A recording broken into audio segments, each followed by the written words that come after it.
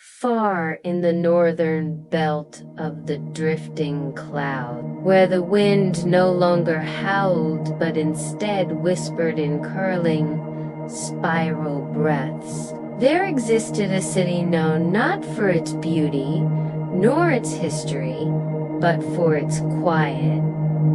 The city was called Dovelin. Sat cradled in the soft curve of a silver plateau, built from smooth, pale stone that seemed always kissed by dawn. The buildings had wide, open arches and no doors. Windows were large and framed in white velvet drapes, yet they fluttered without breeze. The silence was not emptiness. It had shape, form, and gentleness. The kind of silence that came when one stood inside a snow dome or sat beneath layers of blankets as rain tickled the windows. It was the kind of silence that held you like a warm hand on your back when no words are needed. In Dovelin, sound was precious. Not forbidden, but rare. That it wasn't that the people couldn't speak, or that they feared noise. They simply chose not to. Every word spoken carried weight. Every note sung, every bell chimed, was recorded in the stone of the city.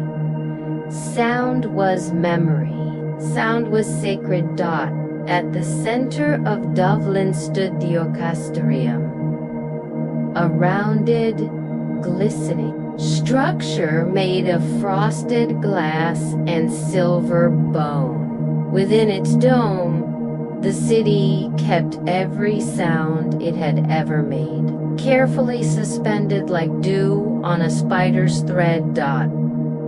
It was in this city, beneath that dome, that Erelith lived. She was young, not in years, but in voice. Her role was not to keep the sounds, nor to record them, but simply to listen, to walk the halls, to rest her hands on the walls, and to allow the city's memory of sound to breathe through her. She was a quiet keeper of quiet echoes, and she had never once spoken aloud. Erelith moved like a feather through the inner corridors, her bare feet silent on the pale stone. The halls echoed nothing back at her. They were made for holding sound, not releasing it. The suspended tones of centuries past hung in transparent threads like glass chords of music. Each strand, when listened to closely, played a sound from the city's history. A grandmother's lullaby, a blacksmith's deep laugh, the hush of snowfall, the first word a child ever spoke. She loved them all. But one day, as she traced the hallway that curved near the heart of the dome, she felt a strange stillness in the threads. She stopped. Erelith had walked this path for over 10 seasons. She knew each curve, each note, each glimmer in the strands. But now there was an empty space. Not broken, not damaged, just gone. Like a silence that had once held something, but had gently let it go. She raised a hand toward the space No note, no echo, not even a trace. The absence wasn't frightening, but it was unusual. The orchestrarium never lost sounds. Even the quietest sigh was captured forever, gently strung among the others. Erelith turned slowly, the hem of her linen robe brushing the smooth floor. She closed her eyes and pressed her palm to the arch nearest the empty space. Nothing. No vibration, no warmth. Just absence. And in that moment, she heard something not from the threat, not from the walls, but inside herself, some silenzio ardenti, born from forgetting. They are invitations. She opened her eyes. There was a sound missing, and perhaps she was meant to find it.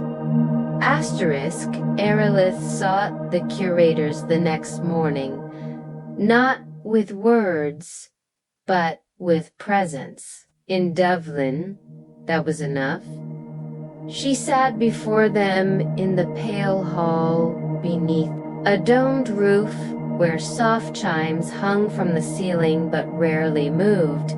The curators were old, clad in layered robes that shimmered like the inside of a pearl. Erelith reached into her sleeve and drew a small stone, smooth, rounded, and colorless. It was a token of inquiry, a question without words. The eldest curator touched the stone with wrinkled fingers and nodded slowly.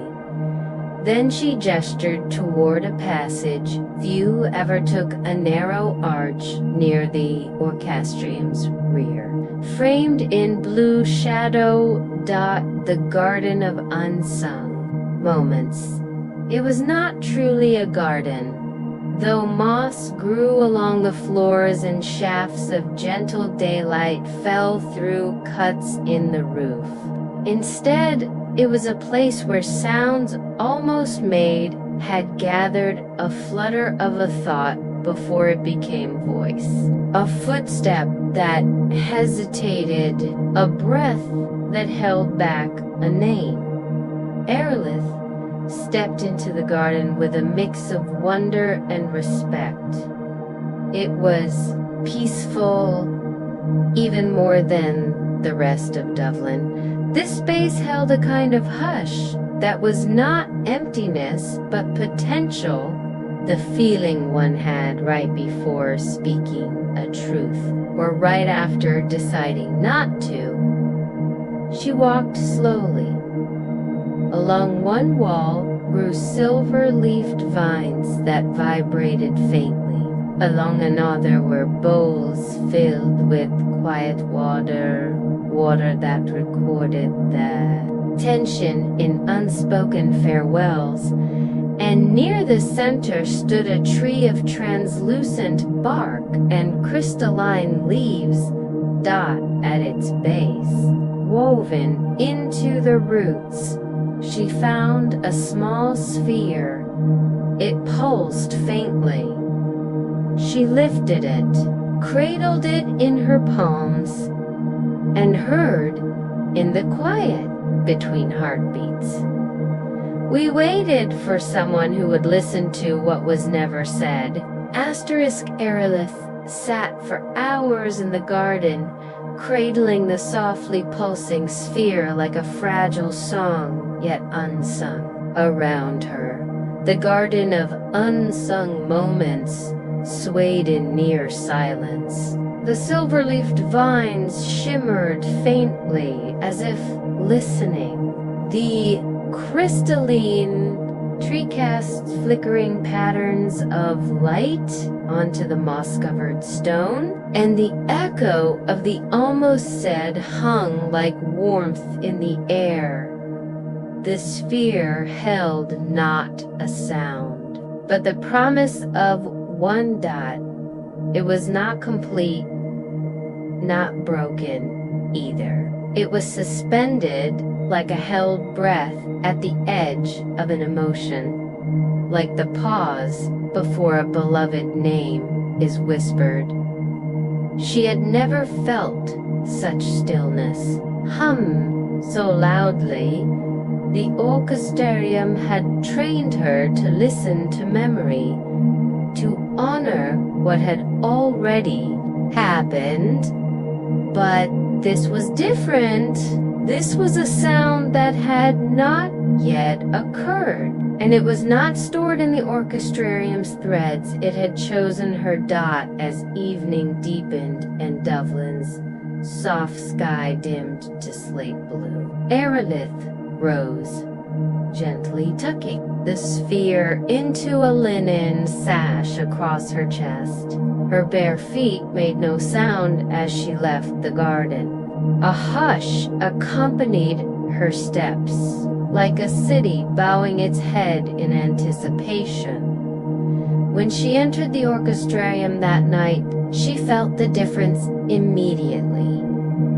The threads above her glowed with deeper light. The recorded sounds, ancient and recent, hung a little lower, as though they, too, were listening. The very architecture seemed to lean in. Glass and silver curved more tenderly. The floor was warmer underfoot. She approached the space where the absence had been. It no longer felt hollow now. It felt inviting. Erelith closed her eyes. She took a breath, not because she needed air, but because it felt like the only honest way to begin. Then, for the first time in her life, she sang dot. It was not a grand melody, not even a note meant to be remembered. It was the sound of readiness, a gentle tone, high, soft, vulnerable, like dew at dawn, like the memory of touch, like love before it learns its name. The sound moved through the dome like silk. The threads shimmered in response. And slowly, impossibly, the sound wove itself into the space where silence had lived. The sphere pulsed once, then gently faded, its energy drifting into the air like snow into water. All around her, the orchestrarium exhaled. The missing note was never missing. It had waited, not to be found, but to be offered. Asterisk, morning unfolded like a whisper over Dovelin. The sky moved from silver to soft rose, and the silence of the city felt warmer, closer. It wasn't the stillness of waiting anymore, was the quiet after something has been understood.